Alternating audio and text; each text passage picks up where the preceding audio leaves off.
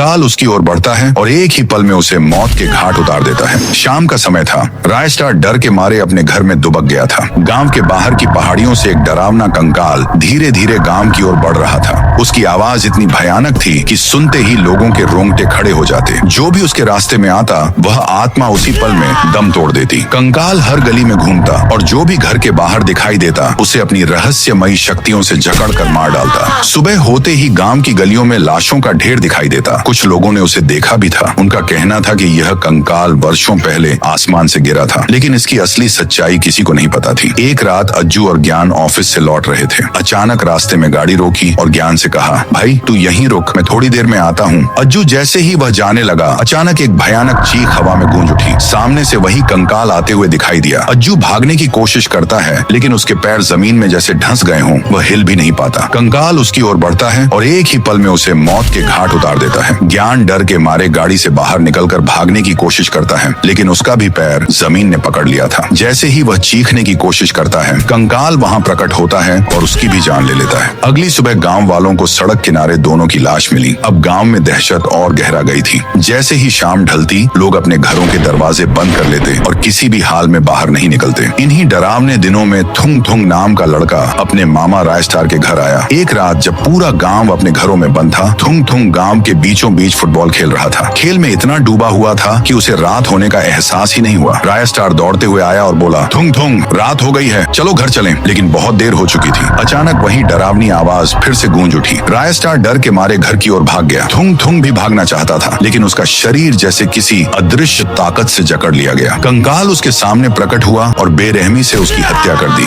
रायस्टार ये सब अपनी खिड़की से देख रहा था, लेकिन कुछ कर न सका। थुंग थुंग की लाश को श्मशान ले जाकर जला देता है और रोते हुए कहता है, मैं तेरा बदला जरूर लूंगा। रायस्टार ने कंकाल का पीछा करना शुरू कर दिया। एक रात वह उसे श्मशान में जाते हुए देखता है। वहाँ एक पुरानी टूटी कब्र में कंकाल घुस जाता है। रायस्टार देखता है कि वह कब्र किसी भयानक चुड़ैल की थी, जिसे सालों पहले बाबा कालू ने बंदी बनाकर उस कब्र में कैद किया था। रायस्टार दौड़ते हुए बाबा कालू के पास गया और पूरी कहानी बताई। बाबा बोले, यह कंकाल उसी चुड़ैल की आत्मा से पैदा हुआ है। अगर उसे रोकना है तो आज रात जब वह आए, उसके सामने जाकर यह मंत्र पढ़ना, तभी उसका विनाश संभव है। रात के ठीक 2 बजे कंकाल ने फिर गांव पर हमला कर दिया, लेकिन इस बार रायस्टार डरा नहीं। वह दौड़ता हुआ उसके सामने गया और जोर जोर से मंत्र पढ़ने लगा। जैसे ही मंत्र की गूंज तेज हुई, कंकाल तड़पने लगा। आसमान लाल हो गया, बिजली कड़कने लगी और अचानक रायस्टार का शरीर चमकने लगा। वह बाबा कालू का रूप धारण कर चुका था। कंकाल चीखने लगा, हवा में भयानक कंपन होने लगा और कुछ ही पलों में वह जलकर भस्म हो गया।